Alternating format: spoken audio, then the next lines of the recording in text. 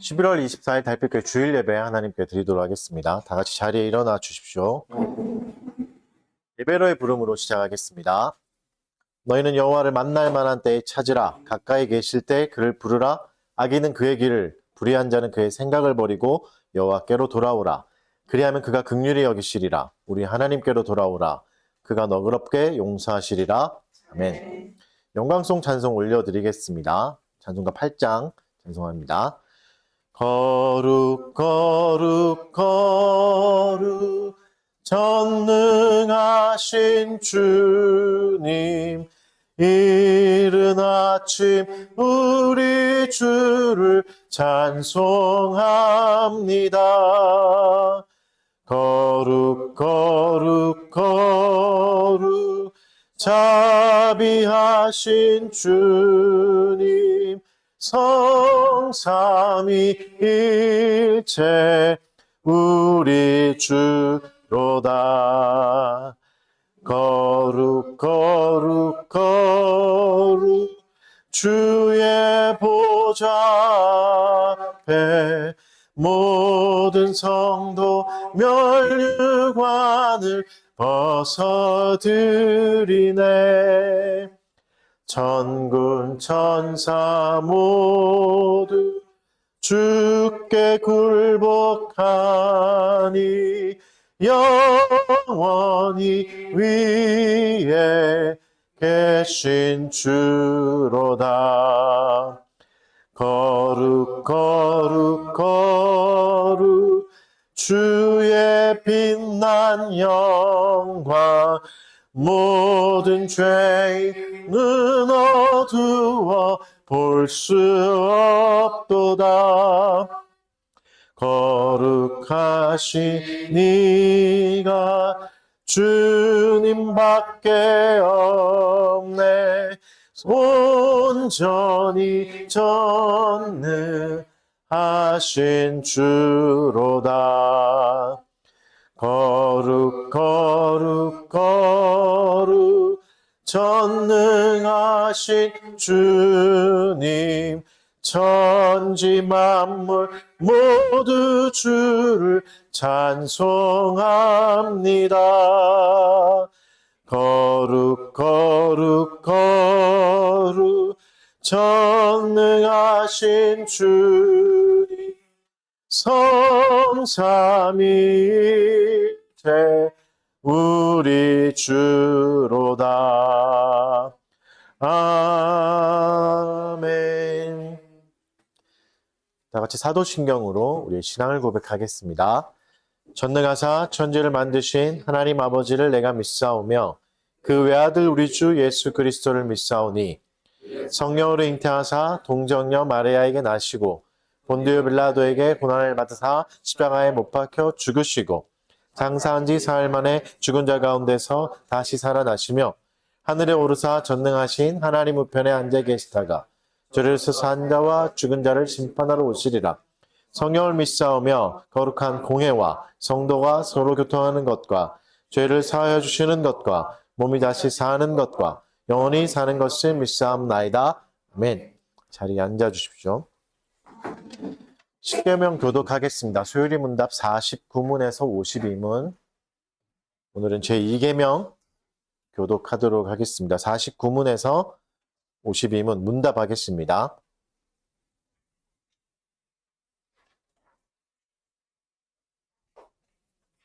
(49문) 제2계명은 무엇입니까?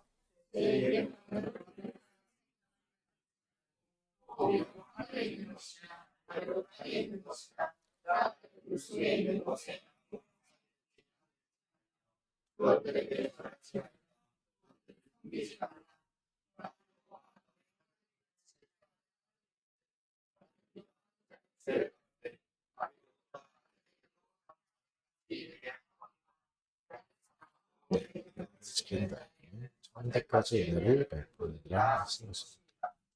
50문 제2계명에서 명하는 것은 무엇입니까?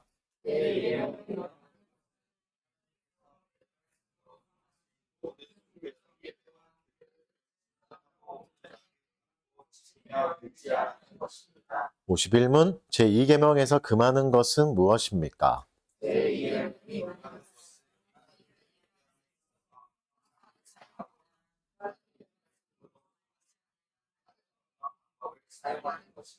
(52문) 제2계명을 지켜야 할 이유는 무엇입니까?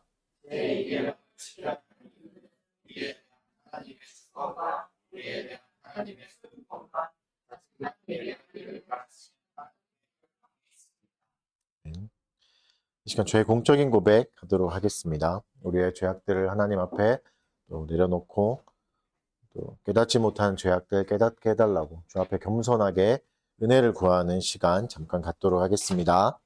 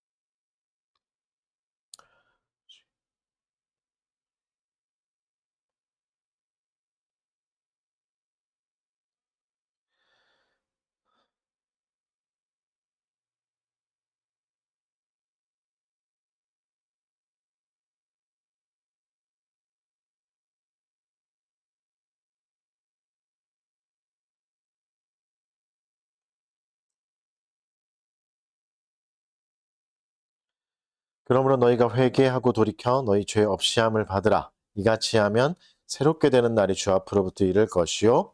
아멘. 감사 찬송 드리겠습니다. 다 같이 자리에 일어나셔서 찬송하겠습니다.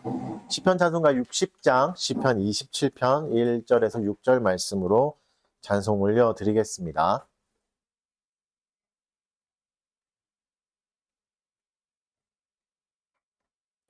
주는 나의 빛이시요 내 구원이시니 누구를 두려워하며 무서워하리요. 나의 대적 행악자가 나를 삼키려고 내게로 나왔다가 넘어졌나이다. 군대가 나 대적하여 진을칠지라도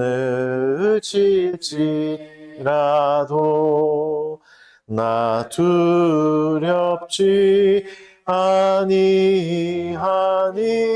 주님만을 지혜. 주여 나로 내 평생에 주님의 집에서 예 영광 앙망하며 거하게 하소서. 여호와여 환난 날에 나를 지키시며 그 장막은 미란 곳에 날 숨겨주소서. 나를 두른 원수 위에 나를 높이소서. 그 장막에서 즐거이 찬송하리로다. 아멘. 자리에 앉아주십시오. 목회기도 하겠습니다. 여호와를 의뢰하고 선을 행하라. 땅에 머무는 동안 그의 성실을 먹을거리로 삼을지어다. 또 여호와를 기뻐하라. 그가 내 마음의 소원을 내게 이루어 주시리로다. 아멘. 전능하신 하나님 아버지 감사합니다. 우리를 주의 자녀 삼아 주시고 또 오늘도 복된 날을 허락하여 주셔서 주 앞에 나와서 주님을 예배할 수 있게 해주셔서 감사합니다. 하나님, 우리가 헛된 것에 귀 기울이지 말게 하여 주시옵고 헛된 마음의 소리보다 하나님의 음성을 듣게 하여 주시옵소서. 찬란한 영광을 우리에게 비춰주셔서 그 영광을 바라보며 또 지금의 시간들을 이겨나갈 수 있도록 도와주시옵소서. 은혜로 우리를 초대해 주셨사오니 주님이 주시는 그 은혜를 풍성하게 누리는 시간이 되게 하여 주시옵소서. 하나님, 주 앞에 나왔지만 여전히 자격 없는 우리의 모습을 봅니다. 교만한 마음과 또 내가 힘써서 나왔다는 마음들을 하나님 꺾어주시고 주님 앞에 더욱더 겸손한 마음으로 주의 부르심에 감격하고 감사하는 마음이 회복될 수 있게 은혜를 내려 주시옵소서. 우리의 영적으로 헐벗은 것을 보지 못하는 우리를 불쌍히 여겨주시고 우리의 죄악을 깨닫게 해주시고 죄악을 깨닫는 동안 그리스도의 은혜를 더욱더 풍성히 누릴 수 있는 그 풍성한 은혜로 우리를 더욱 초대하여 주시옵소서. 또 세상의 어지러움 속에 살아가고 있습니다. 환난과 핍박과 궁핍이 있고 전쟁의 소식들이 끊이지 않습니다. 하나님, 이 혼란스러운 세상 속에서 하나님의 정의와 긍휼을 발견하게 하여 주시옵고 그것을 사모하며 주께 간절히 구하는 참된 성도로 살아갈 수 있게 하여 주시옵소서.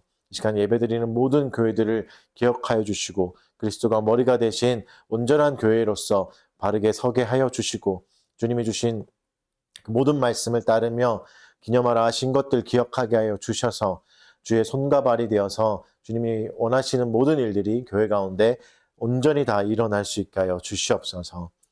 특별히 달빛교회 교우들을 위해서 기도드립니다. 하나님, 우리의 삶에 하나님의 긍휼이 넘치게 하여 주시옵소서. 육신의 연약함을 가지고 있는 지체들에게 위로하여 주시고 또 세임과 능력을 더하여 주시옵소서. 건강을 회복해 하여 주시고 또 주신 건강들을 잘 관리하고 사용할 수 있는 환경도 주시옵소서. 우리에게 좋은 시간을 허락하여 주시고 또 나를 돌아보며 주의 은혜를 헤아릴 수 있는 그런 기회들도 있게 하여 주시옵소서. 경제적 궁핍함에 몰린 이들에게 용기와 희망을 주시고 적절한 도움을 받을 수 있도록 주께서 인도하여 주시옵소서. 하나님, 길을 찾는 자들에게 더 좋은 길을 열어주시고 하나님이 예비하신 선하신 길을 발견하며 그 길을 잘 따라갈 수 있게 하여 주시옵소서. 외로움 속에 있는 자들에게 하나님이 함께하여 주시고 오히려 외로울 때 풍성한 주의 은혜를 마음껏 누릴 수 있게 도와주시옵소서. 그래서 주님, 기꺼이 외롭고 연약한 자들에게 우리의 시간을 나눠줄 수 있는 넉넉한 성도가 될 수 있게 하여 주시옵소서. 청소년들에게 담대함을 허락하여 주시옵고 불안함보다 담대함과 또 기쁨과 또 고통 너머 있는 영광을 바라보며 이 어려운 시간들 잘 이겨나가게 하여 주십시오. 건강한 어른으로 자라게 하여 주시고 무엇보다 여호와를 경외하며 경건을 사모하는 자들로서 커가는 우리 청소년 되도록 도와주시옵소서. 이 시간에 말씀을 듣습니다. 하나님께서 우리에게 주신 말씀이 우리 심령 깊숙하게 뿌리 내리기를 원합니다. 우리의 마음밭을 변화시켜 주셔서 옥토같이 변화시켜 주시고 나의 아집과 독선과 고집을 꺾어 주시고 그리스도의 풍성한 은혜 가운데 우리가 자발적으로 주께 순복할 수 있는 그런 마음이 생길 수 있도록 은혜 내려 주시옵소서. 감사드리며 예수님 이름으로 기도드립니다. 아멘. 말씀 보겠습니다. 오늘은 디모데후서 4장 1절에서 22절까지 말씀 보도록 하겠습니다.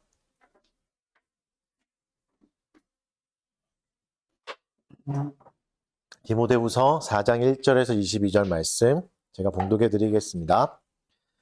하나님 앞과 살아있는 자와 죽은 자를 심판하실 그리스도 예수 앞에서 그가 나타나실 것과 그의 나라를 두고 엄히 명하노니 너는 말씀을 전파하라. 때를 얻든지 못 얻든지 항상 힘쓰라.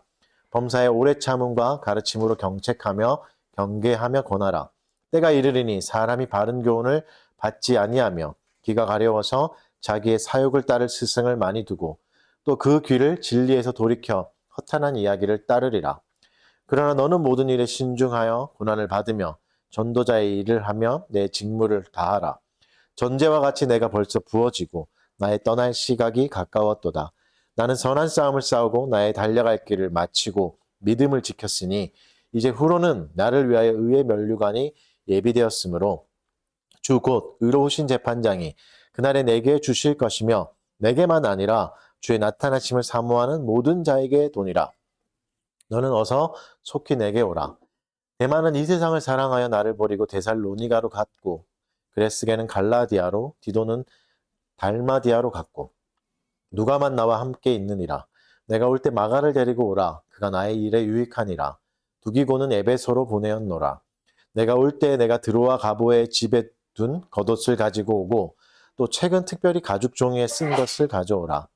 구리 세공업자 알렉산더가 내게 해를 많이 입혔음에 주께서 그 행한 대로 그에게 갚으시리니 너도 그를 주의하라. 그가 우리 말을 심히 대적하였느니라. 내가 처음 변명할 때 나와 함께한 자가 하나도 없고 다 나를 버렸으나 그들에게 허물을 돌리지 않기를 원하노라. 주께서 내 곁에 서서 나에게 힘을 주심은 나로 말미암아 선포된 말씀이 온전히 전파되어 모든 이방인이 듣게 하려 하심이니 내가 사자의 입에서 건짐을 받았느니라. 주께서 나를 모든 악한 일에서 건져내시고 또 그의 천국에 들어가도록 구원하시리니 그에게 영광이 세세 무궁토록 있을지어다. 아멘. 브리스가와 아굴라와 및 오네시보로의 집에 문안하라. 에라스도는 고린도에 머물러 있고 드로비모는 병들어서 밀레도에 두었노니 너는 겨울 전에 어서 오라. 으블로와 부데와 리노와 글라우디아와 모든 형제가 다 내게 문안하느니라. 나는 주께서 내 심령에 함께 계시기를 바라노니 은혜가 너희와 함께 있을지어다. 아멘. 오늘은 디모데 10번째 시간입니다.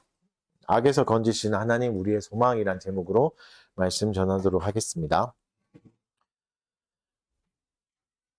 지난주도 말씀드렸지만 우리는 고통의 시대를 살고 있죠.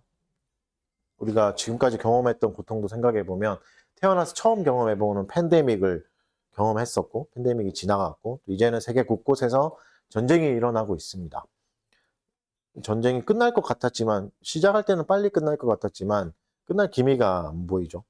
환경도 파괴되고 기후도 위기가 와서 자연재해도 부쩍 늘어났습니다. 그전에는 보지 못했던 재해들이 많이 늘어났죠. 갈등과 반목은 훨씬 더 많아졌습니다. 고통의 시대죠. 이 고통의 시대를 어떻게 통과할 수 있을까? 디모데 후서는 이제 고통 속에서 있던 한 사람이 나오잖아요. 바울이었죠. 바울이 쓴 편지죠. 고통 속에서도 소망을 잃지 않고 보냈던 편지입니다. 이 편지를 쓸 당시에 그의 상황을 생각해 보면 굉장히 어려웠죠. 감옥에 갇혔고 자유를 잃어버렸지 않습니까? 그리고 자신의 사역은 멈춰버렸습니다. 바다를 건너고 산을 넘던 그의 열정적인 사역은 이제 끝나버렸고 어려워진 거죠. 그리고 많은 사람들이 바울을 떠나버렸습니다. 그와 함께하는 사람은 이제 거의 남아있지 않는 상황이죠. 배신을 경험했고 이별을 또 경험했는데 아무것도 할 수 없는 상황인 거죠. 뭔가를 더 할 수 있는 상황은 아닌 거죠. 그런데도 어떻죠? 아무도 원망하지 않습니다. 누구를 미워하지도 않고 저주하지도 않습니다. 오히려 오늘 4장 마지막 장은 그리스도를 만날 날을 기대하면서 설레임까지 찾아볼 수 있는 그런 장입니다. 그래서 우리는 여기서 바울에게 좋은 태도를 배울 수 있죠. 어떻게 그리스도를 소망하면서 이 어려운 시기를 견뎌낼 수 있을까? 그리고 거기서 기쁨까지 길러낼 수 있을까? 그간 살펴본 말씀을 통해서 디모데 전후서를 통해서도 충분히 이제 그 이유를 다 발견했지 않습니까? 오늘은 디모데후서 4장을 살펴보면서 그 결론을 다시 마음에 새겨보는 시간이 되었으면 좋겠습니다. 먼저 바울이 엄중한 명령을 내리죠. 1절은 이제 명령으로 시작합니다. 이 명령은 누구의 권위로 내리는가가 중요하죠. 우리나라에도 명령이 있죠. 대통령령이 있고 총리령도 있고 부령도 있습니다. 위력은 뭐가 제일 셀까요? 대통령령이 제일 세겠죠. 대통령령이 모든 사람이 다 들어야 되는 명령이죠. 그러니까 명령은 누구의 권위로 하냐에 따라서 실리는 힘이 다른 겁니다. 그래서 바울은 오늘 누구의 권위로 명령하고 있습니까? 하나님과 그리스도 예수의 이름으로 명령하고 있습니다. 어떤 하나님을 말씀하시죠? 심판하시는 하나님이라고 말씀하고 계십니다. 심판을 분명히 이제 말씀하고 계시고 또 심판이 있다는 것은 이 명령이 심판이 분명한 것처럼 이 명령이 그대로 실행될 거다라고 말씀하시는 거죠. 하나님의 명령은 어떤 성격을 가지고 있습니까? 반드시 그대로 된다는 성격을 가지고 있습니다. 빛이 있으라 명령하면 빛이 생기는 거죠. 그 게 하나님의 명령이죠. 오늘은 심판을 말씀하시죠. 심판하시는 그리스도 예수의 이름으로, 심판하시는 하나님의 이름으로 명령을 한다는 건 심판을 분명히 하신다는 얘기입니다. 여러분, 천국이 실제하는 것처럼, 천국이 분명히 존재하는 것처럼 지옥도 실제합니다. 악이 있잖아요. 그럼 이 악은 반드시 심판받아야 되고, 악은 반드시 지옥으로 가야 되죠. 오늘 본문은 뭐라 말씀하시죠? 죽은 자도 심판하신다. 죽은 자라 해도, 이미 생명이 끝난 자라 해도 이 심판에서 자유롭지 못하다 말하죠. 이 땅에는 어떻습니까? 이 땅에서는 아무리 강력한 고난이 있는 사람이라도 죽은 자를 심판할 수는 없습니다. 이미 죽어버렸기 때문에. 근데 하나님은 어떻죠? 하실 수 있습니다. 죽었다 해도 하실 수 있죠. 온 우주에서 가장 강력한 고난으로 명령을 내리시는 겁니다. 죽은 자도 심판하실 수 있는. 그러니까 누구도 이 명령을 거부할 수 없고 피해갈 수도 없고 숨을 수도 없습니다. 이렇게 강력한 권력으로 명하시는 게 뭡니까? 2절을 다 같이 읽어보겠습니다. 디모데후서 4장 2절 읽겠습니다. 시작.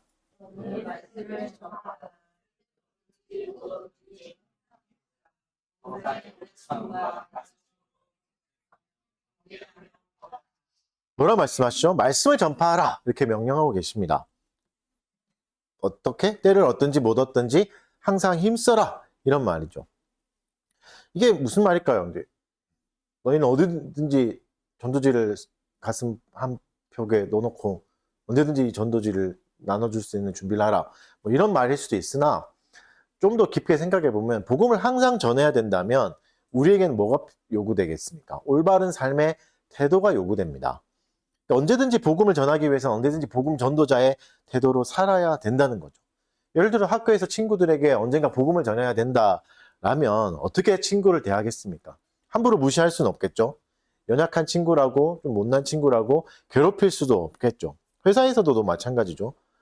회사에서도 언젠가 내가 복음을 전해야 된다면 동료들과 뭐 윗사람, 아랫사람 함부로 대하진 않을 겁니다. 이 사람에게 내가 복음을 전해야 된다면. 그래서 복음 전도자에게 요구되는 것은 올바른 삶의 태도죠.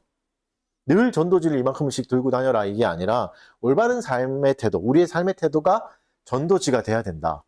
우리 삶이 전도지가 돼야 된다 이렇게 말씀하시는 거죠. 그럼 어떤 태도를 가져야 하는가? 각자가 이런 태도면 좋겠죠. 뭐 생각할 수 있겠지만 분명한 기준을 말씀해 주십니다. 오늘 본문은 뭐라 말씀하시죠?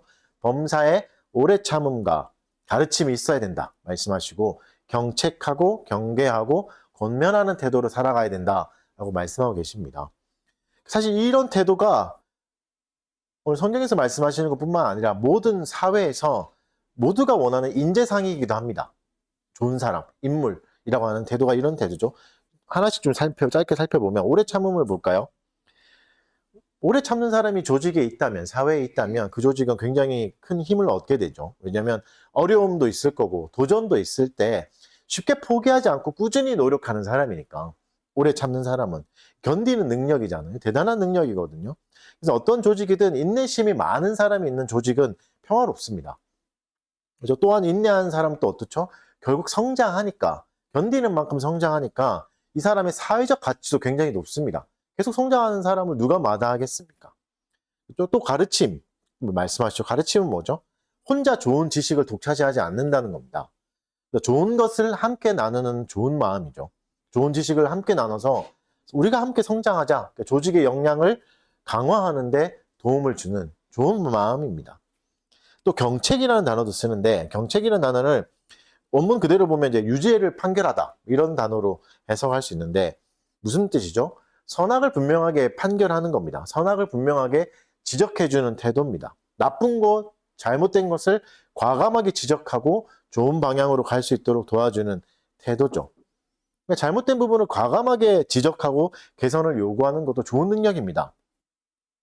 무조건적인 비판, 이런 것은 우리를 피곤하게 만들지만 건설적인 피드백, 이게 훨씬 더 좋지 않습니까? 그건 되게 나쁜 결과를 자꾸 만들 것 같습니다. 이런 피드백은 어느 조직에서는 필요하잖아요. 반대로 양극단은 불편합니다. 무조건 좋다, 무조건 나쁘다, 이런 사람보다 적절한 조언을 해주는 사람이 조직의 성장에 큰 도움이 됩니다. 그래서 그 사람들을 어떤 조직이든지 원하죠. 또 뭘 말씀하시죠? 경계를 말씀하십니다. 이 경계는 질책이라고 번역할 수 있습니다. 질책하는 거죠. 그러니까 명백한 잘못에 대해서는 잘못한 만큼 혼내는 겁니다. 질책한다는 거. 그러니까 과하게 혼내서도 안 되고 모자라게 그냥 넘어가도 안 되는 적절한 대응을 해주는 거죠. 적절한 대응을 해주는 게 사람을 좋은 방향으로 이끌어주지 않습니까? 예를 들어 내가 회사에 들어갔는데 잘못했는데 아무도 지적하지 않는다면 저러다 말겠지 하고 아무도 관심을 주지 않고 지적하지 않는다면 나의 실력은 늘지 않겠죠. 또 반대로 내가 실수했는데 너무 과하게 막 쥐잡듯이 잡아버리고 혼내버리면 어떠죠? 나의 역량을 오히려 발휘하지 못하게 됩니다. 의기소침해져 버려가지고 뭘 하든 겁이 나게 되죠. 그래서 적절한 경계, 적절한 질책은 사람을 올바로 성장할 수 있게 도와줍니다. 바르게 잘 써야 되는 거죠. 마지막으로 권하라는 말씀도 하죠. 권하다. 말씀은 권면하다입니다. 권면하다는 단어를 사용해 주죠. 권면은 뭐죠? 용기를 북돋아 주는 거고 위로도 하는 겁니다. 이런 삶의 태도를 가진 사람이 조직에 필요하고 이런 삶의 태도를 가진 사람이 복음을 전할 준비가 되어 있는 사람이다 라고 말씀하고 계시는 거죠. 이런 사람이 사회에 있다면, 이런 사람이 내 친구라면 여러분도 너무 좋지 않겠습니까? 이런 사람이 한두 명이라도 조직에 있으면 그 조직은 훨씬 나은 상태가 됩니다. 훨씬 좋은 조직이 되는 거죠. 지속적인 성장 가능성이 그 조직에 열리게 됩니다. 좋은 태도를 가진 사람이 많은 곳이 좋은 조직이 되는 거죠. 복음은 이렇게 사람의 태도를 사용해서, 사람의 태도를 통해서 복음을 전파하라고 하나님이 명령하고 계신 겁니다. 이런 태도가 필요하다라고 말하고 계시죠. 왜 이런 태도가 필요할까요? 우리가 쭉 살펴본 대로 시대가 악하니까, 말세는 더욱더 악해지니까 3절에서는 사람들이 바른 교훈을 받지 않는다라고 말씀하십니다. 더 이상 바른 교훈을 받지 않습니다. 이거 좀 특별한 표현입니다. 귀가 가려워서라는 표현도 사용하는데 이거는 무슨 뜻이죠? 자기에게 좋은 얘기만 듣고 싶어 한다는 겁니다. 자기에게 좋은 얘기만. 근데 말세에는 사람들이 오히려 듣기를 더 열심히 합니다. 바른 교훈을 받지 않는다는 건 더 이상 가르침을 받지 않는다 이런 뜻이 아니라 오히려 너무 많은 가르침 속에 들어간다는 얘기죠. 이게 왜 무슨 뜻일까? 듣기를 더 열심히 합니다. 많은 사람들이 더 많은 것을 배우고 더 많은 것을 듣습니다. 근데 그게 앞에서 말씀드렸던 좋은 태도로 연결되지 않는 거죠. 왜죠?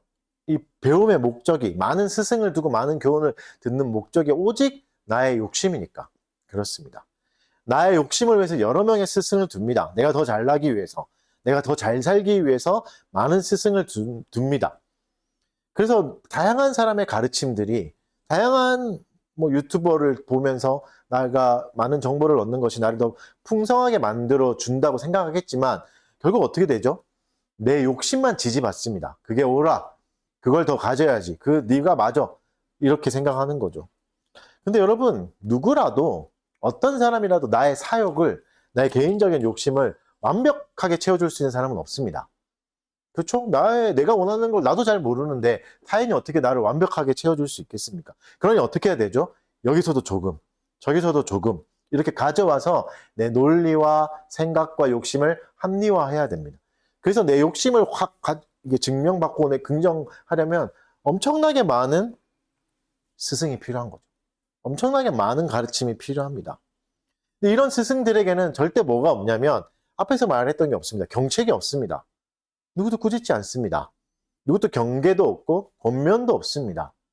잘했다. 그저 내가 옳다. 네가 옳아. 너의 해석이 옳아. 너의 삶의 방식이 맞아. 네가 잘했네. 저 사람이 잘못했네. 하면서 나의 욕심을 지지해 줄 뿐입니다. 여러분, 우리는 그 어느 때보다 많은 스승이 있는 시대를 살아가고 있습니다. 가르침 너무 많죠. 우리나라는 특히 더 그렇죠. 우리나라는 예전부터 이런 교육의 특심이었다 보니까 선생님이 더 많습니다. 무엇이든지 학원을 통해서 다 배울 수 있는 시대잖아요. 웬만한 게 다 학원이 있지 않습니까? 여러분, 좋은 스승이 많은 것을 가르쳐주고 많은 것을 배우게 해줘서 나의 발전에 도움이 되긴 합니다. 도움이 되죠. 그러나 오늘 본문은 뭐라 말씀하시죠? 바른 교훈에서는 멀어질 수 있다. 그래 너가 더 성장하고 잘할 수 있고 네 욕심도 채울 수 있고 네가 원하는 거 다 가질 수 있고 점점 가질 수 있으나 바른 교훈에서는 멀어질 수 있다. 바른 교훈에서 멀어진다는 건 뭐죠? 허탄한 것에 빠지는 거죠. 험한 것에 빠지는 거죠. 바른 교훈이 뭡니까? 쭉 계속 살펴본 대로 디모데 전후서가 말하는 바른 교훈은 진리입니다. 3장에서 살펴본 진리 기억나십니까? 디모데는 이 진리를 어떻게 알았죠? 어려서부터 알았다고 말합니다. 어려서부터 알고 있던 것. 그러니까 어떻게 된 겁니까? 오래된 것이죠. 어려서부터 알고 있던 것이니까 오래된 것이고 변하지 않는 것입니다. 여러분, 오래되고 변하지 않는 것 생각하면 어떤 마음이 떠오르죠? 지루할 것 같잖아요. 오래되고 변하지 않은 것은 자칫 지루할 수 있습니다. 우리는 어떤 걸 원하죠? 새로운 걸 원하잖아요. 여러분, 뭐 오래된 한옥을 보면 도파민이 막 터지진 않죠. 물 위에 떠 있는 집 보고 막 이상하게 반파되어 있는 이상한 집을 보고 도파민이 터지지, 오래된 것을 보고 변하지 않는 것을 보고 흥분하진 않잖아요. 그래서 새로운 것을 좋아합니다. 지루한 것보다 새로운 걸 좋아합니다. 근데 사실 좋은 스승, 그러니까 실력 있는 스승은 어떤 스승이죠? 오래되고 변하지 않는 것을 가르치는 게 사실 더 어렵습니다. 새로운 것을 가르치는 건 생각보다 어렵지 않습니다. 성경을 해석할 때도 마찬가지죠. 오래되고 변하지 않는 교리를 가르치는 게, 그것을 기반으로 전달하고 생각하는 게 훨씬 더 어렵습니다. 왜죠? 지루할 수 있으니까. 지루하지 않게 잘 전달하기 위해서는 훨씬 더 많은 노력이 필요하죠. 성경이 하나님의 말씀이고 하나님이 동일한 분이시고 변하지 않는 말씀이라면 성경을 전하는 것은 굉장히 어렵습니다. 10년만 들어도 다 듣잖아요. 한 설교자에게 10년만 설교를 들어도 오늘 이 얘기 하겠구나, 여기선 이렇게 빠지겠지, 이렇게 하면서 웬만큼 다 파악이 되지 않습니까? 그런데 여러분, 이제 반대로 완전히 새로운 성경 해석을 가져오는 건 훨씬 더 쉽습니다. 일단 어디서부터 시작하면 되죠? 기존 것을 부인하면 되죠. 여러분, 이걸 다 이렇게 생각했죠? 하나, 이게 아닙니다. 이렇게 가면서 뭐야? 이렇게 흥미를 끌게 되면서 거기다 뭘 더하면 되죠? 기존 것을 부인하고 거기서 출발하면 되고 나의 상상력을 더하면 되고 그럴듯하게 만들면 되죠. 사람들은 기존 것에 너무 익숙해 있다 보니까 그것의 소중함을 모릅니다. 그래서 새로운 것에 쉽게 휩쓸립니다. 아, 새로운 해석이다, 이게 진짜래, 우리가 이때까지 다 몰랐대. 그래서 여러분, 사이비나 이단들, 종교들, 그런 교만한 목사들의 특징이 뭐죠? 성경을 오해했다, 이거에서부터 시작하죠. 이거 아무도 가르쳐주지 않는 거 내가 가르쳐주겠다, 여기서부터 시작하지 않습니까? 그래서 여러분, 오히려 우리가 이런 스승이 많은 시대에는 기준이 필요합니다. 이게 진짜 바른 건가? 그리고 바른 교훈을 전달해줄 스승이 필요하죠. 그 스승은 어떤 사람이어야 되죠? 앞에서 말한 걸 미루어 보면 태도가 좋아야 되죠. 오래 참음이 있어야 되고, 가르치고 경책하고 경계하고 권하는 태도를 가진 사람입니다. 이게 복음 전도자의 태도니까. 이런 태도를 가지고 있는 사람이 좋은 스승입니다. 아무리 대단한 성경을 해석하는데 막 욕하고 함부로 사람을 대하고 거칠게 대하고 사람을 무시하고 이런 거는 좋은 스승이 아닌 거죠. 성경 읽기를 한번 생각해 봅시다. 그러니까 성경 읽기가, 교회를 다니면서 성경을 많이 읽은 사람들 많이 보잖아요. 난 몇 독했어 막 이렇게 말하는 사람들 안에서 대부분, 모두가 다 그런 건 아니지만 쉽게 발견할 수 있는 게 뭐냐면 교만입니다. 굉장히 교만한 경우가 많죠. 오래 참음을 보거나 성경을 많이 읽었다고 다독했다고 자랑하는 사람에게 오래 참음을 보거나 인내를 보거나 가르침으로 경책하는 태도를 발견하기가 오히려 어렵습니다.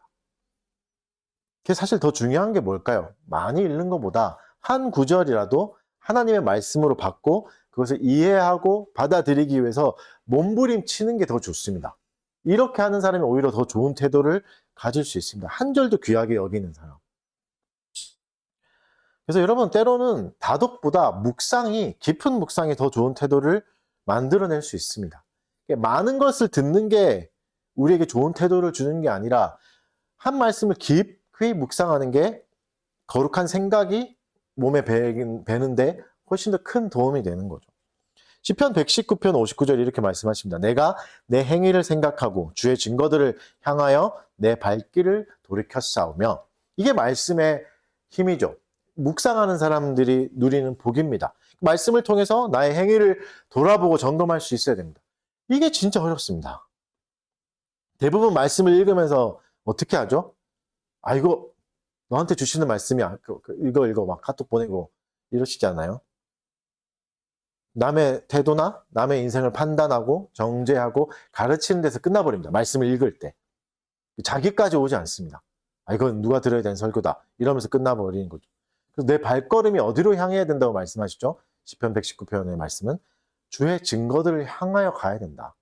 그러니까 지금 뭐란 말입니까? 다른 데로 가고 있는데 주의 말씀을 듣고 주의 증거들을 향하라. 주의 증거는 뭐죠? 내 연약함 속에 있습니다. 나의 연약함을 발견하고 오히려 그 속에 큰 은혜가 있는 증거를 발견할 때 겸손을 사랑하게 됩니다. 이런 걸 계속 느꼈던 사람이 겸손하게 되고 겸손을 사랑하게 되죠. 성경은 묵상의 유익을 계속해서 말씀하십니다. 역대상 29장 15절에 이렇게 말씀하십니다. 우리는 우리 조상들과 같이 주님 앞에서 이방 나그네와 거류민들이라 세상에 있는 날이 그림자 같아서 희망이 없나이다. 무슨 말씀이죠? 세상이 짧다. 말씀을 대하면 대할수록 이 세상이 짧다는 걸 깨닫게 해주십니다. 그리고 이 짧은 세상에 희망이 없다는 것들, 소망이 없다는 것들을 보게 해주십니다. 그래서 우리는 이 세상에 소망을 두지 않고 하나님께 소망을 둬야 되는구나를 깨닫게 해줘. 그렇게 하나님께로 발걸음을 돌이켜주는 겁니다. 뭐가요? 말씀이 깊이 묵상할 때. 그래서 여러분, 말씀이 진짜 나를 움직이고 있는가 점검해 보셔야 됩니다. 아니면 내가 말씀으로 사람들을 움직이려고 하는가 점검해 보셔야 되죠. 이 차이는 어디서 나오죠? 묵상에서 나옵니다. 깊은 묵상. 말씀 앞에서 씨름하고 깨달아지고 그걸 받아들일 때까지 머물러 있는 것들. 그래서 5절에서는 다시 뭐를 말씀하시죠? 전도자의 일을 다 하라. 직무를 다 하라. 그 일 계속 하라. 라고 권면하고 계십니다. 그러면서 또다시 요구하는 삶의 태도는 신중하고 고난을 받으라. 라고 권면하고 있습니다. 신중한 것. 여러분 언제 신중해집니까? 배고플 때 신중해질 수 없습니다. 그렇죠? 배고플 때는 장자권도 팔잖아요. 일단 우리의 정신이 맑아야 됩니다. 신중하려면 깨끗해야 됩니다. 욕심에 이끌려 살 때는 올바른 선택을 할 수 없습니다. 내 안위만 생각하고 있을 때는 우리의 결정은 이상해집니다. 내 욕정이 불타오를 때는 결정하면 안 되죠. 새벽 2시에 고백하면 안 됩니다. 그때 말해도 안 되고 낮에 화날 때 그래야 바르게 차이고 바르게 찰 수 있죠. 그래서 여러분 신중하려면 여유가 있어야 됩니다. 여유가 있는 사람이 신중하지 조급한 사람은 신중할 수가 없습니다. 그럼 욕심에 이끌려 살고 성공에 이끌려 살고 남들의 평가에 이끌려 살 때는 조급합니다. 절대 여유를 찾을 수 없습니다. 쟤는 벌써 저만큼 갔는데 내가 언제 따라갈 수 있지? 언제 해야 어떻게 해야 저기까지 갈 수 있을까? 이러다 큰일 나는 거 아닌가? 이럴 때는 신중할 수가 없습니다. 그래서 여러분 우리는 오직 말씀에 의해서 우리 삶은 평가받아야 됩니다. 나를 지지해줄 말씀을 찾는 게 아니라 나를 경책하고 경계해줄 말씀을 찾아야 되는 거죠. 그래서 여러분 말씀이 바른 기능을 하고 제 기능을 하면 우리의 삶에는 고난이 올 겁니다. 경책하고 경계를 받는 것, 권면을 받는 것은 고난이 생깁니다. 어려움이 생깁니다. 그런데 그게 이상한 일이 아니다라고 말씀하시는 겁니다. 디모데 전후서는 그걸 말씀하시는 겁니다. 고난이 오는 것은 이상한 게 아니다. 고난이 오는 것은 특별히 뭐 대단한 이벤트가 아니라 그건 일상적인 거다. 당연하다. 말씀을 깊이 묵상하고 그것을 실천하려고 할 때 고난은 반드시 함께 찾아온다. 네가 뭔가 잘못했기 때문에 찾아오는 게 아니라 그 과정은 반드시 고난이 있다라고 말씀하시는 겁니다. 그래서 고난을 이상하게 여기지 말고 순수하게 받아야 됩니다. 아니 고난이 오는 거 보니까 하나님 나를 안 좋아하나 보네. 사랑하지 않는 것 보네. 이러지 마라. 고난은 응당이 있다. 반드시 있다. 그래서 여러분 고난을 인정해야 됩니다. 고난을 인정하지 않으면 고난이 반드시 있다는 것을 인정하지 않으면 오히려 악에 빠집니다. 왜 나한테 이런 일이 일어날까? 왜 하필 나냐? 하나님 진짜 나를 사랑하시는 거 맞냐 하면서 원망과 저주가 계속 일어납니다. 빠지기 쉽습니다. 근데 분명 성경은 하나님은 뭘 약속하셨죠? 고난이 있을 거다고 말씀하셨습니다. 너 이제 막 꽃길만 걸을 거야. 넌 보송보송하게만 살 거야. 이렇게 말씀하신 적이 없습니다. 눈물 골짜기로 갈 거다라고 말씀하셨죠. 그러니까 예기치 않은 일이 일어나는 게 아닙니다. 고난은. 말씀하신 일이 일어나는 거죠. 그래서 고난이 생긴다고 해서 직무를 포기해서는 안 된다. 라고 말씀하십니다. 그래서 예수님이 우리에게 가르쳐 주신 기도는 어떻게 기도하라고 가르쳐 주셨죠?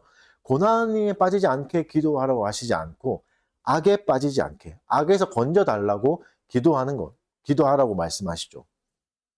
고난이 반드시 우리에게 찾아오겠지만 그걸로 인해서 악에 빠지지 않게 해달라고 기도해야 한다고 예수님이 가르쳐 주셨잖아요.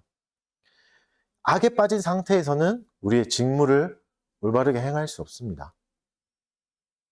아까 말씀드렸듯이 세상은 이런 인재를 원하는데, 이런 인물이 필요한데, 그래야 세상이 더 발전할 수 있고 소망을 가질 수 있는데, 세상은 그리스도인이 필요한데, 그리스도인이 악에 빠진다면 이 직무를 행할 수 있는 사람이 없어지는 거죠.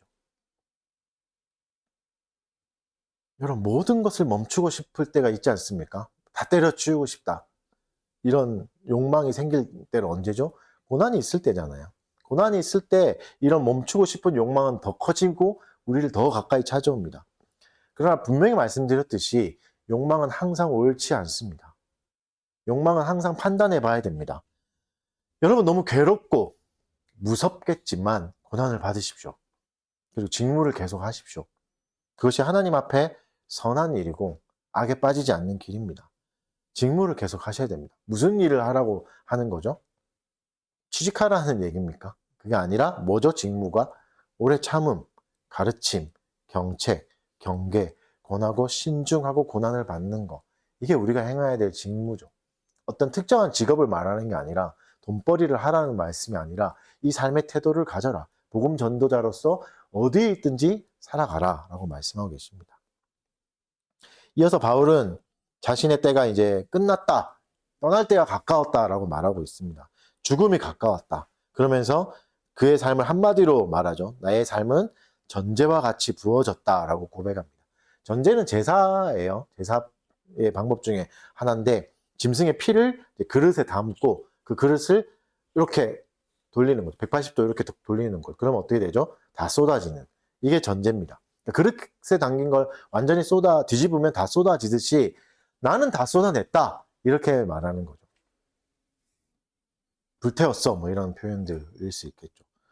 그러니까 바울은 모든 것을 다 드린 겁니다. 아무것도 아끼지 않고 좋은 것만 드린 것도 아니고 자신의 모든 것을 드린 거죠. 전제와 같이 부어지는 순간 뭐가 내가 고를 수 없습니다. 요것만 드리고 싶은데 요건 좀 감추고 싶은데 이럴 수 없죠. 다 드리는 거죠. 그래서 자신의 고통도 드리고 슬픔도 드리고 부끄러움도 드리고 나약함과 상처까지도 다 드렸습니다. 그런데 여러분 또 생각해 볼게 전제와 같이 그러니까 열심히 하자. 우리가 다 쏟아내자. 머리가 하얗게 될 정도로 열심히 열정적으로 신앙생활 하자. 뭐 이런 건가. 전제와 같이 다 부으면 하나님이 다 받아주시나. 여러분 우리는 내가 다 쏟아내면 된다고 생각하죠. 아직 내가 이런 것은 덜 쏟아내서 그런 거야. 내가 더 쏟아내면 더 투자하면 잘 될 거야 라고 하는데 받는 사람 입장도 생각해 봐야 되지 않습니까? 하나님이 받아주실까? 이게 더 중요하죠. 여러분 내가 진짜 죽기보다 싫어하는 사람이 계속 고백한다고 그게 좋은 고백입니까? 받아주겠습니까? 여러분 그렇지 않습니까? 한번 쟤랑은 절대 스킨십은 할 수 없겠네 이런 사람이 계속 고백하면 더 괴롭죠. 고백한다고 기뻐지진 않죠. 나 너를 위해 혼신의 힘을 다해서 고백할 거야 이런다고 좋아지지 않잖아요. 그게 절대 좋은 경험이 아니잖아요. 그리고 또 내가 원한다고 다 받아줄 수 없고 받아줄 능력도 없는 거죠. 내가 한 사람의 모든 것을 다 받을 수 있나요? 그럴 수 있는 능력은 없습니다. 아무리 사랑이 많은 부모라도 자녀의 모든 것을 다 받아줄 수는 없습니다. 한계가 명확하죠. 부모도 한계가 있죠. 우리가 커갈수록 뭘 느끼죠? 우리 부모님도 평범한 인간이었구나. 그냥 한 명의 소시민이었구나. 이럴 때 힘들었고 괴로웠겠구나. 어릴 때는 슈퍼맨 같아 보이고 모든 걸 다 할 수 있을 것 같았지만 커보면 알죠. 부모님도 평범한 사람이었구나. 그래서 모든 걸 다 쏟아낸다고 부모라도 다 받아줄 수는 없습니다. 한계가 명확하죠. 근데 주님이 바울의 모든 걸 다 받아주신 겁니다. 전제와 같이 부어졌다는 건 전제와 같이 다 받아주신 분이 있다는 거죠. 전제는 아까 말했듯이 제사잖아요. 제사의 핵심은 뭐죠? 제사를 왜 드리죠? 하나님이 목적이잖아요. 하나님께 드리는 게 제사고 그래서 제사의 핵심은 하나님이 받아주시는 게 더 중요하죠. 가인과 아벨의 제사를 생각해 보십시오. 어떠했냐가 더 중요한 게 아니라 어떤 방식이었냐가 중요한 게 아니라 하나님이 받아주시냐 안 받아주시냐 이게 더 중요한 문제죠. 어떤 방법으로 드렸냐가 아니라. 그러니까 바울이 전제와 같이 부어질 수 있었다는 것은 그의 모든 삶을 하나님이 전제와 같이 다 받아주셨다는 뜻입니다. 다 받아주신 하나님이 계시기 때문에 다 쏟아부을 수 있었던 거죠. 이게 뭡니까? 이게 사랑이자 무한한 능력의 표현입니다. 여러분 한 사람의 모든 것을 받으려면 일단 사랑이 있어야 됩니다. 그 사람을 사랑해야 그 사람의 모든 걸 받을 수 있죠. 그의 모든 존재를 사랑하지 않으면 받을 수 없습니다. 그리고 사랑이 있다 하더라도 능력이 없으면 능력의 한계가 있다면 다 받을 수 없습니다. 그래서 모든 걸 다 받으려면 사랑도 있어야 되고 능력도 있어야 되죠. 근데 하나님이 우리의 모든 것을 받아주신다는 건 사랑과 능력을 보여주신다는 겁니다. 우리의 모든 것을 받아주십니다. 하나님은 우리의 성공과 아름다운 모습만 받아주시는 게 아니라 우리의 실패와 우리의 실수, 못난 모습, 수치스러움, 괴로움까지도 다 받아주신다고 말씀하시는 겁니다. 바울은 이 사랑과 능력에 이끌렸기 때문에 선한 싸움을 다 싸우고 믿음을 끝까지 지킬 수 있었던 겁니다. 이 사랑과 능력을 확신했기 때문에. 그리고 그의 선한 싸움을 잘 보십시오. 선한 싸움은 결과로 평가받지 않습니다. 왜냐하면 현재의 바울은 보면 너무 초라해 보이죠. 모든 것을 다 잃었습니다. 이제 더 이상 사랑하는 사람도 볼 수 없고 열정적인 사역도 할 수 없습니다. 모든 것이 멈춰버렸고 바울은 주저앉아 버렸죠. 그런데 자신의 싸움이 이런 현상으로 평가받지 않는다는 걸 잘 알고 있었습니다. 감옥에 있는데 내가 선한 싸움 잘 싸웠고 나 다 잘했어 이렇게 말할 수 있는 사람이 누가 있겠습니까? 바울은 알았죠. 이걸로 내가 평가받지 않는다는 거. 어떤 게 있었죠? 나는 고난을 피하지 않았다. 나는 이 고난을 기꺼이 견뎌냈다. 그래서 내 싸움은 이제 끝났다 라고 말한 거죠. 여러분, 신앙생활의 완주는 결과만 본다면 불가능합니다. 이렇게 내가 신앙생활하면 이 정도쯤 돼 있겠지. 이렇게 신앙생활하면 내가 좀 더 성장해 있겠지. 이런 걸 얻어 있겠지. 이것만 본다면 불가능합니다. 이 과정에서 진짜 봐야 될 건 뭐죠? 내가 고난을 견디게 되었는가죠. 인내의 열매가 맺혔는가. 내가 이 어려운 걸 견디게 됐는가를 봐야 되는 거죠. 그리고 어떠한 결과가 온다 해도 그 안에 그것을 넘어서는 하나님의 영광이 있다는 것을 깨달아야 합니다. 때로는 우리 상황이 별거 아닌 것처럼 보일 수 있습니다. 별거 아니라는 게 내가 일했던 결과가 이렇게 초라하구나. 아무것도 없구나. 내가 열심히 농사를 지었는데 다 망해버렸구나. 딸 게 없구나. 이런 상황이 될 수 있죠. 그렇게 보여도 우리에게는 이 초라함을 넘어설 영광이 기다리고 있다는 걸 알아야 됩니다. 아무것도 아닌 것을 넘어선 영광이 기다리고 있다. 이것을 알아야 됩니다. 이거면 충분하다. 그래서 바울은 이제 죽음을 기다리고 있지만 그 너머에 있는 의의 면류관을 보고 있습니다. 그것을 주시는 분은 누구죠? 의로우신 재판장이십니다. 그분이 나를 판단하실 거야. 내가 고난을 견딘 걸 그분은 아신다. 그러니 그분이 나를 판단해 주실 것이다. 그리고 뭐라 말씀하셨죠? 나만 받는 게 아니라 주의 나타나심을 사모하는 모든 자들이 이거 함께 받을 거야. 라고 말하고 계십니다. 우리를 위로하고 격려하고 계신 거죠. 여러분 마음에 무엇이 있습니까? 주의 나타나심을 사모하고 있습니까? 때로는 우리는 입버릇처럼 그렇게 말하기도 하죠. 예수님 빨리 오셨으면 좋겠어요. 그냥 주님 오셨으면 좋겠어요. 내일 오셨으면 좋겠어요. 꼭 학교 가기 전날, 출근하기 전날 이렇게 얘기하지 않습니까? 근데 여러분 진짜 가슴에 손을 얹고 생각해 보시죠. 그게 진짜 주님을 사랑해서 그렇습니까? 아니면 고난을 피하고 싶어서 그런 겁니까? 진짜 의의 면류관을 너무 받고 싶어가지고 주님이 나를 다 아시니까 나는 주님 빨리 만났으면 좋겠어요. 이런 마음입니까? 아니면 그저 그냥 고난과 아픔과 괴로움을 끝내고 싶은 마음입니까? 바울은 지금 어떻게 기뻐하고 있죠? 야, 이제 지긋지긋한 생활, 배신과 이별과 고통의 시간 이제 끝낼 수 있겠다 하면서 기뻐하는 게 아닙니다. 이제 주님을 만난다. 이제 주님을 만날 수 있다 하면서 기뻐하는 거죠. 주님이 진정한 기쁨이었습니다. 바울에게는 이게 진짜 기쁨이죠. 그래서 뭘 감당한 거죠? 고난도 감당했습니다. 배신도, 이별도, 괴로움도. 여러분, 고난을 피하고 싶어서 주님을 기대하는 마음은 그냥 또 다른 내 욕심을 채워줄 또 다른 스승을 찾는 겁니다. 이것만 벗어날 수 있다면, 이 배고픔만 벗어날 수 있다면 난 기꺼이 장자권도 팔 수 있어. 이런 마음뿐인 거죠. 그러니까 주님을 진짜 사모한다면 어떻게 기도해야 되죠? 악에서 구해달라고 기도해야 됩니다. 악에서 구해달라고. 그래야 이 고난에서 하나님을 사랑하는 마음을 잃지 않을 수 있습니다. 여러분 물론 이해합니다. 힘들고 어려운 시간들 빨리 벗어나고 싶은 마음은 누구나 있다는 걸 누구나 잘 알고 있습니다. 저도 그러니까요. 그러나 여러분 뭘 알아야 되죠? 더 좋은 것이 우리를 기다리고 있다는 걸 알아야 됩니다. 이 고난 너머에 모든 것을 심판하고 악을 벌하실 심판의 그리스도 예수를 만난다는 것을 기억해야 됩니다. 언제요? 이 고난을 통과한 뒤에, 이 어려움을 지난 뒤에. 우리를 사랑하셔서 이 모든 것에서 건지실 주님이 직무를 끝까지 행하라고 명령하신다면 충실히 행하는 것이 사랑의 표현이지, 그만합시다, 끝내고 싶어요 하는 것은 사랑이 아닌 거죠. 그래서 여러분, 어렵고 괴롭다면 악에서 구해달라고 기도해야 되는 거지, 이거 끝내주십시오, 그만하고 싶습니다 라는 기도는 잘못된 기도입니다. 나의 진짜 마음을 표현하고 싶다면 악에서 구해달라고 기도해야 됩니다. 바울의 고백을 보십시오. 오늘 본문을 보면 어떤 뉘앙스죠?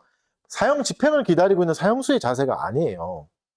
이건 많이 남자분들이라면 많이 알 수 있는 감정이거든요. 어떤 자세냐면 마치 제대를 기다리는 병장의 모습입니다. 제대가 코앞에 와 있는 군사의 모습, 군인의 모습입니다. 어떤 모습? 이제 군 생활의 끝이 온다. 군인의 끝이 온 건 뭐죠? 이 세상 끝났다, 이게 아니죠. 더 좋은 것이 올 거다. 이제는 더 좋은 것의 시작이다. 이런 태도와 자세로 기뻐하고 있는 겁니다. 세상을 떠나게 돼서 기뻐하는 게 아니라 이거 끝났다는 게 아니라 더 좋은 것이 올 거라는 기대함이 있는 거죠. 여러분, 우리의 고난은 영원할 것 같지만 금방 끝납니다. 짧습니다. 여러분, 인생에서 군생활 영원할 것 같았지만 기억도 안 나죠? 그 짧은 시간들. 여러분, 어떤 고난도 영원하지 않습니다. 우리를 계속 붙잡아 줄 수 있는 고난은 없습니다.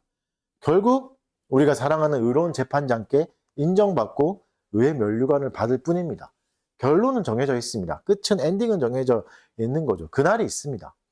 그래서 그것을 바라보며 제대의 날을 기다리는 군인처럼 오늘을 견디며 살아가는 거죠. 기쁜 마음으로. 끝이 아니라 또 다른 시작이라는 마음으로.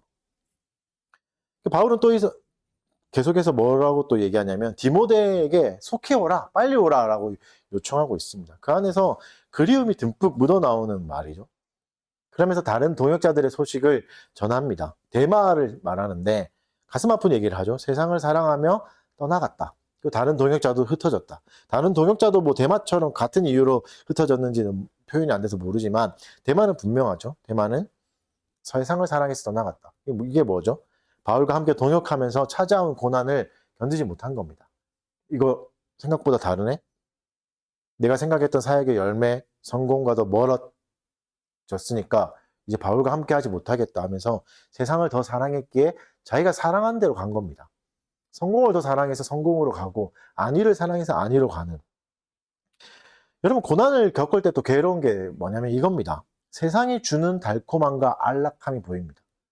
이걸 끝내버리면, 여기서 도망치면, 여기서 나가면, 저기로 가면 좀 더 나을 것 같구나, 편안할 것 같구나, 저기는 달콤함이 있을 것 같죠. 이 자리만 떠나면 금방 그것을 얻을 것 같이 보이는, 이게 우리의 고난을 더 괴롭게 하죠. 근데 성경은 뭐라고 말씀하시죠? 진짜 달콤함과 안락함은 이 고난을 통과했을 때 있다, 고난 너머에 있다 라고 말씀하고 계십니다. 저기 세상에 있는 게 아니라. 바울은 지금 그걸 보고 있는 겁니다. 근데 데마는 그걸 보지 못한 거죠. 그래서 중간에 포기해야 한 거죠. 바울의 곁에는 누가 있죠? 누가가 있습니다. 누가가 있습니다. 누가가 있습니다. 누가가, 의사 누가 아시죠? 여전히 바울과 함께 고난을 받고 있고 초라해진 바울을 떠나지 않았죠. 이게 진짜 동역자고 친구입니다. 그래서 바울이 마가도 데려오라고 합니다. 이 마가는 유명한 사람인데 성경에도 몇 번 나왔죠. 바울이 원래 동역했던 사람입니다. 바울의 선교여행, 첫 번째 선교여행을 같이 다녔던 동역자예요. 근데 사도행전을 보면 밤빌리아에서 바울을, 중간에 밤빌리아에서 막 사역하고 있을 때 바울을 떠나버립니다. 예루살렘으로 떠나버리죠. 마치 데마와 같이 떠나버리죠. 배신당한 거죠. 그래서 두 번째 선교여행을 갈 때 이 마가를 데려가야 되냐 안 와야 되냐라고 이제 바나바하고 엄청 싸웁니다. 밤이 새도록 싸웁니다. 성경에 그렇게 나와 있죠. 그래서 바나바는 다시 마가를 데려가려고 했죠. 근데 바울은 절대 안 된다. 한 번 배신한 사람이니까 뭐 이렇게 얘기했겠죠. 한 번 배신한 사람이 또 배신하지 않을 수 있겠냐. 나는 못 믿는다. 마가 안 된다. 하고 심하게 다툽니다. 바울하고 바나바가 다투요. 바나바는 바울의 은인 같은 사람인데도 다투죠. 그런 문제를 일으켰던 사람입니다. 그래서 그 싸움 뒤에 바울은 실라와 함께 전도여행을 가고 바나바는 마가를 데리고 갑니다. 이렇게 흩어졌던 스토리가 있는 사람이죠. 그러니까 바울에게 마가는 어떤 사람입니까? 아픈 상처가 있는 사람이죠. 다시는 함께하고 싶지 않은 사람.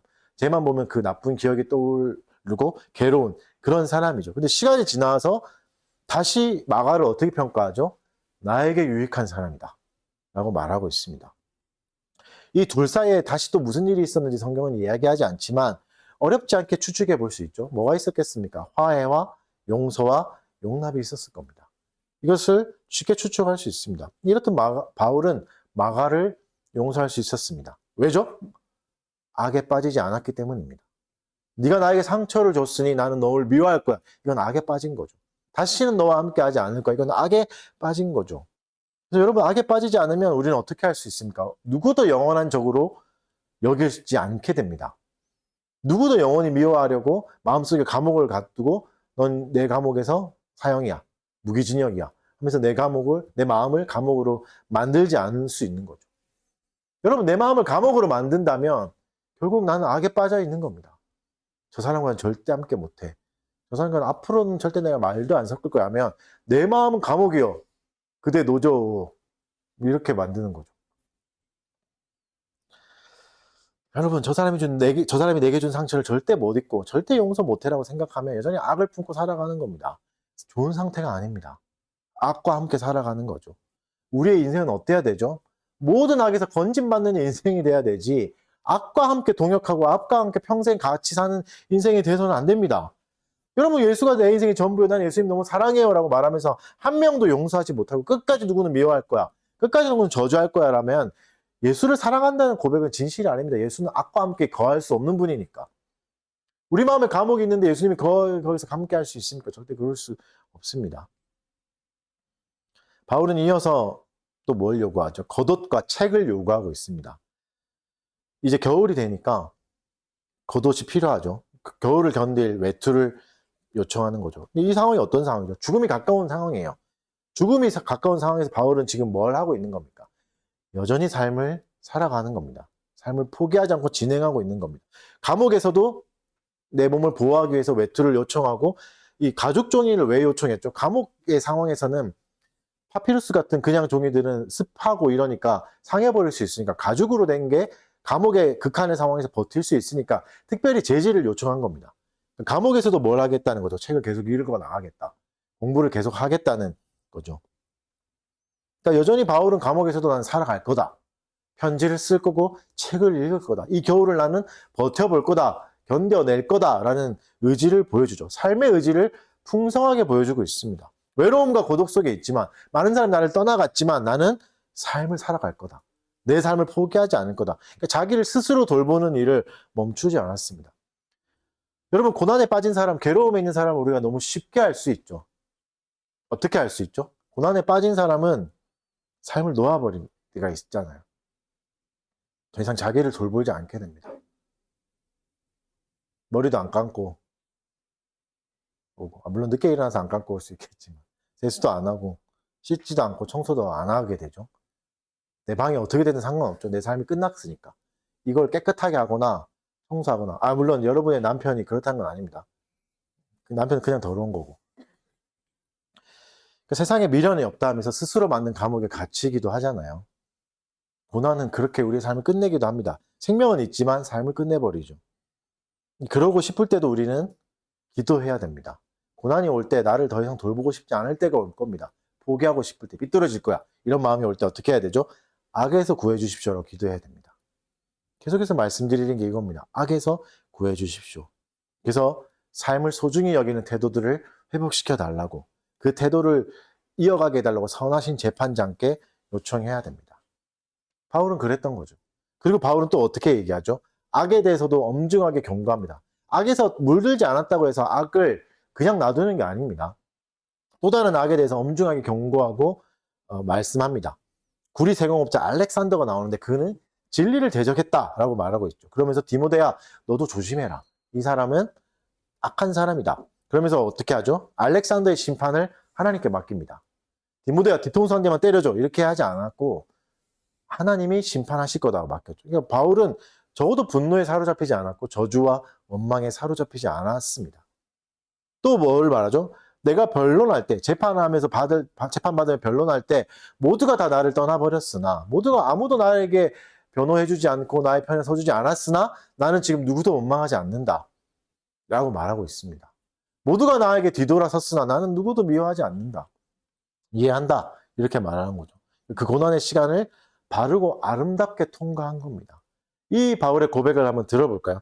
17절 같이 읽겠습니다. 디모데후서 4장 17절 같이 읽겠습니다. 시작. 나에게 힘을 주심은 나로 말미암아 선포된 말씀이 전파되어 모든 이방인이 듣게 하려 하심이니 내가 사자의 입에서 건짐을 받았다. 뭐로 말씀하시죠? 주께서 나를 사자의 입에서 건져냈다라고 고백하고 있습니다. 사자의 입이라면 그대로 직역하면 로마 황제였던 네로의 박해에서는 살아났다. 이런 고백이 될 수는 있겠죠. 하지만 더 깊이 생각해 보면 바울이 진짜 건짐받은 것은 자기를 악으로 끌고 가는 사자의 입인 거죠. 내가 고난을 받았지만, 왜냐하면 지금 감옥에 있으니까, 네로의 박해를 받아서 감옥에 있는 상태니까 벗어났다고는 할 수 없잖아요. 진짜 벗어난 건 뭐죠? 악의 구렁텅이로 빠지진 않았다라고 말하죠. 배신도 당하고 나를 배척하고 나를 악하게 반대했던 사람도 만났지만 나는 악해지지 않았다.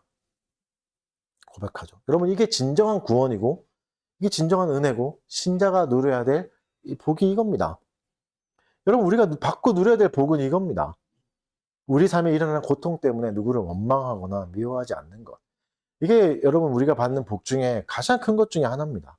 이게 그리고 큰 복이라는 걸 알아야 됩니다. 이것을 사랑하고 구해야 됩니다. 구해야 주시죠. 이런 복을. 18절은 바울의 기도입니다. 함께 기도하는 마음으로 한번 읽어볼까요? 18절 시작.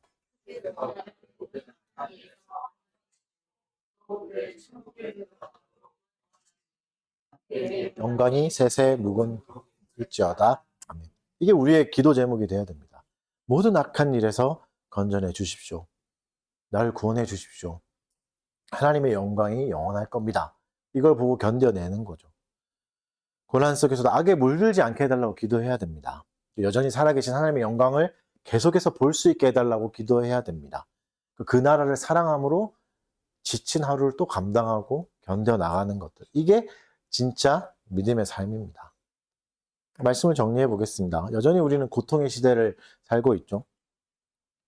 앞으로도 고통은 더 심해질 겁니다. 성경이 그렇게 말씀하셨으니까. 하나님이 그렇다고 말씀하셨으니까. 듣지도 보지도 못하는 일들이 또 일어날 겁니다. 근데 우리가 붙들어야 될 건 뭡니까? 모든 고통 속에서 우리를 악에서 건지실 하나님을 바라봐야 됩니다. 선한 재판장이 되어주실 그리스도께서 우리를 모든 악에서 건져내 주실 겁니다. 여러분, 우리에게 고난이 찾아오고 좌절이 찾아올 겁니다. 이건 분명합니다. 하나님 말씀하셨으니까. 그러나 또 분명한 게 뭐죠? 우리가 오랫동안 붙들고 있던 그냥 단 한 절의 말씀이 우리를 살아나게 할 겁니다. 깊이 묵상했던 말씀이 우리 삶에 스며들어서 우리를 다시 선하신 하나님께로 데려다 줄 겁니다. 그러니 말씀 앞에 깊이 들어가십시오. 묵상의 바다에 깊이 들어가십시오. 바울은 믿음의 선한 싸움을 다 마쳤다고 고백합니다. 비록 지금 차가운 감옥에 있는 상황이고 내일이 어떻게 될지 아무것도 확실할 수 없는 상황이지만 나는 선한 싸움을 다 싸웠다. 사랑하는 사람이 다 떠났지만 이 상황을 결론으로 받지 않았습니다. 나는 선한 싸움을 다 싸웠다라고 고백하고 있습니다. 왜죠? 나의 모든 것을 다 받아주신 하나님이 사랑으로, 능력으로 다 받아주셨던 그게 나에게 더 큰 은혜였고 열매였으니까 오직 그것으로 감사하며 기쁨으로 이 싸움의 끝을 바라본 겁니다. 이게 우리의 목적이 되어야 됩니다. 이게 우리의 목표가 되어야 됩니다. 단순히 고난을 피하는 삶이 복된 게 아닙니다. 나는 저기 당하지 않았네. 나는 어려움을 당하지 않았네. 이게 복된 삶이 아니라 모든 상황 속에서 그리스도를 찾아내고 그의 이름으로 구할 수 있는, 기도할 수 있는 인생이 복된 인생입니다. 악에서 건짐받는 것이 가장 큰 복입니다. 여러분, 우리 모든 삶의 영역에서 악이 멀어지기를 기도하셔야 됩니다.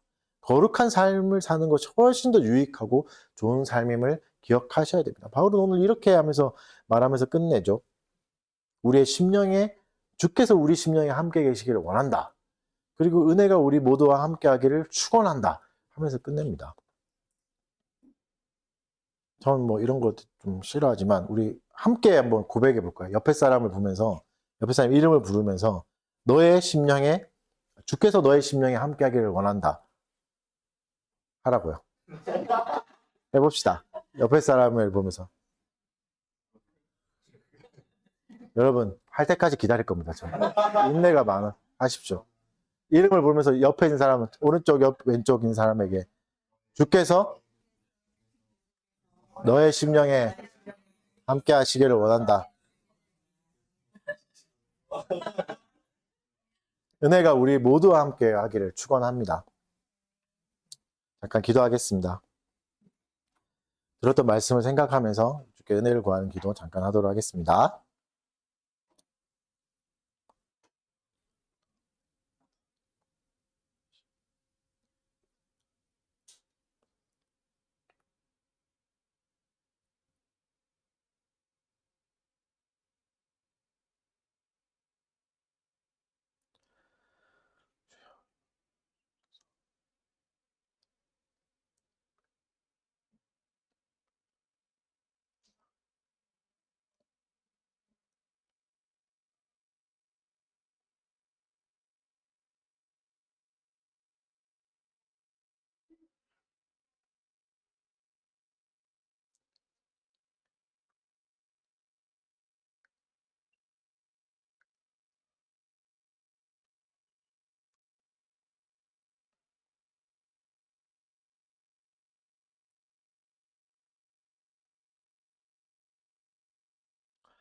사랑하는 주님 감사합니다. 오늘 말씀을 통해서 또 우리를 가르쳐 주셔서 감사합니다. 주께서 우리 심령에 함께 계시기를 원하고 은혜가 우리 모두와 함께하게 하여 주시옵소서. 그리하여 우리 안에 있는 모든 악함이 다 사라지게 하여 주시고 누구를 원망하지도 저주하지도 않는 삶이 되게 하여 주시옵소서.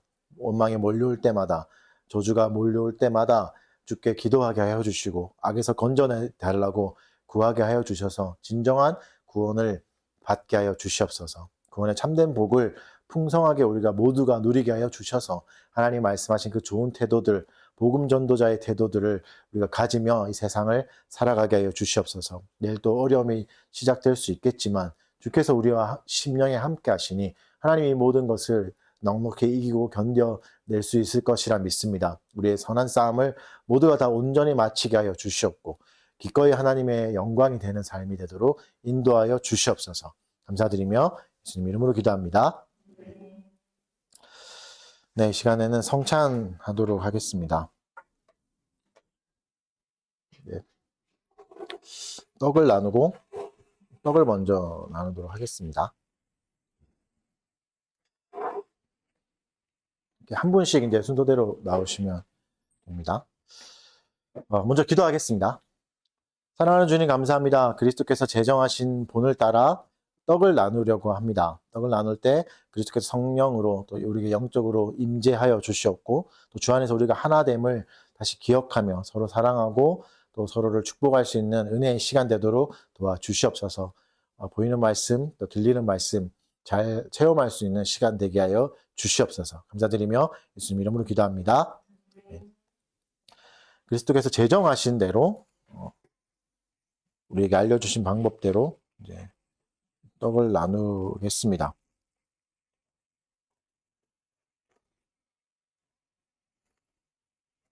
특별히 오늘 떡은 일본에서 어제 사온, 어제 일본에 빵 사러 가셔가지고 한 분이 와입니다.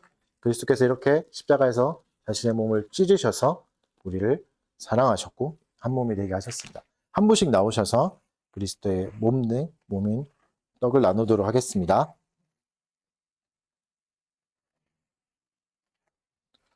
이 시간에 서로를 바라보면서 이렇게 보시면서 기도해 주시면 됩니다. 그리스도의 떡입니다. 자리에 들고 가셔서 함께 먹도록 하겠습니다. 그리스도의 몸입니다. 그리스도의 몸입니다. 그리스도의 몸입니다. 그리스도의 몸입니다. 잠깐만. 그리스도의 몸입니다. 그리스도의 몸입니다. 그리스도의 몸입니다. 그리스도의 몸입니다. 그리스도의 몸입니다. 자, 우리 함께 기념하도록 하겠습니다.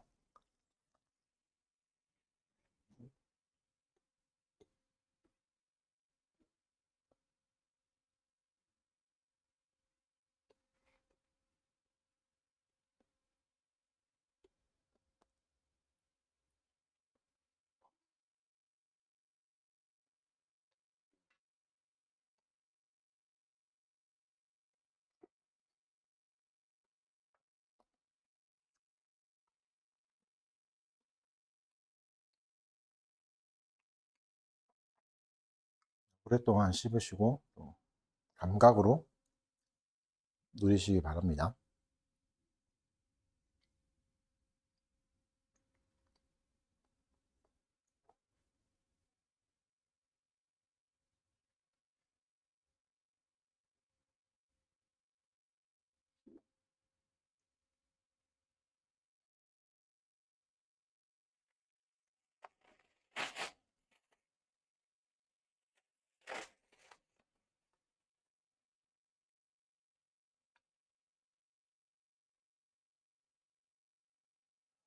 네, 이제 잔을 취하겠습니다.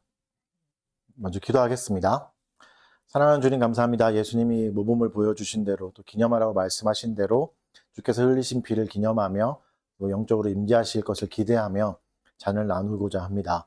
우리의 죄를 맑게 희게 하신 것을 기억하게 하여 주시고 그 피로 우리를 모든 악에서 건져내시고 한 몸이 되게 하셨음을 기념하고 기억하면서 감사하면서 성찬에 참여하게 하여 주시옵소서. 감사드리며 예수님 이름으로 기도합니다. 그리스도께서 십자가에 이렇게 피를 흘리심으로 우리를 정결하게 하셨습니다. 깨끗게 하시고 우리를 하나가 되게 하셨습니다. 한 분씩 나오셔서 주님이 주신 잔을 받겠습니다.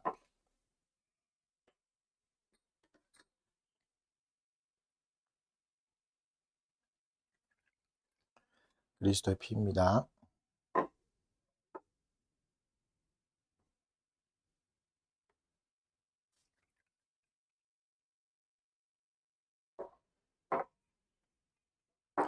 그리스도의 피입니다.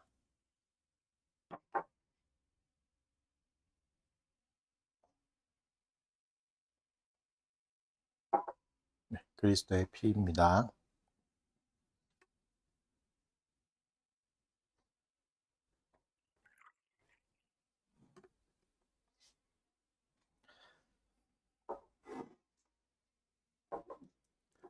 그리스도의 피입니다.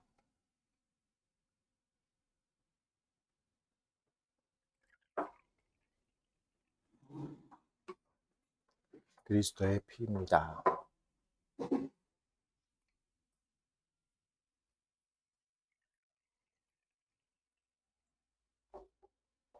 그리스도의 피입니다.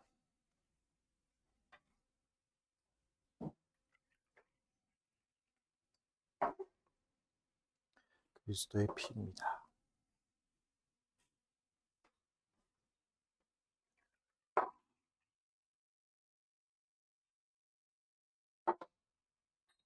그리스도의 피입니다.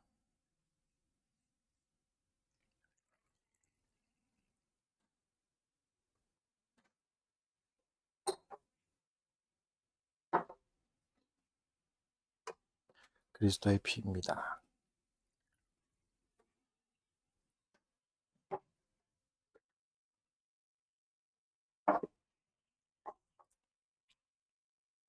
네, 다 같이 일어나셔서 감사 찬송하겠습니다. 찬송가 325장 예수가 함께 계시니 찬송하겠습니다. 예수가 함께 계시니 시험이 오나 겁없네. 기쁨의 근원 되시는 예수를 위해 삽시다. 날마다 주를 섬기며 언제나 주를 기리고 그 사랑 안에 살면서 가지 맙시다. 이 세상 사는 동안에 주 이름 전파하면서 무한한 복락 주시는 예수를 위해 삽시다. 날마다 주를 섬기며 언제나 주를 기리고 그 사랑 안에 살면서 딴 길로 가지 맙시다. 이 세상 친구 없어도 예수는 나의 친구니 불의한 일을 버리고 예수를 위해 삽시다. 날마다 주를 섬기며 언제나 주를 그리고 그 사랑 안에 살면서 딴 길로 가지 맙시다. 주께서 심판하실 때 잘했다 칭찬하리니 이러한 상급 받도록 예수를 위해 삽시다. 날마다 주를 섬기며 언제나 주를 기리고 그 사랑 안에 살면서 딴 길로 가지 맙시다. 헌상 기도하겠습니다. 사랑하는 주님 감사합니다. 우리에게 재물 얻을 힘을 주셔서 우리에게 주신 자리에서 하나님 귀한 것들 열매로 거두게 해주셔서 감사합니다. 주께서 주신 것이오니 주께로 다시 돌려드립니다. 극히 일부를 드렸사오나 하나님 우리의 전 인생을 하나님께 드리게 하여 주시고 전제와 같이 부을 때 우리를 받아주시는 그 사랑과 능력을 감사하며 우리의 삶을 헌신할 수 있게 하여 주시옵소서. 주님이 이 예물들을 바르게 사용하여 주시고 기쁘게 사용하여 주셔서 온전히 그리스도의 사랑을 전파하고 또 하나님의 영광을 돌릴 수 있는 제물이 되게 하여 주시옵소서. 감사드리며 예수님 이름으로 기도합니다. 네. 강복선언으로 예배 마치도록 하겠습니다. 주 예수 그리스도의 은혜와 하나님의 사랑과 성령의 교통하심이 너희 무리와 함께 있을지어다. 네, 자리에 앉아 주십시오.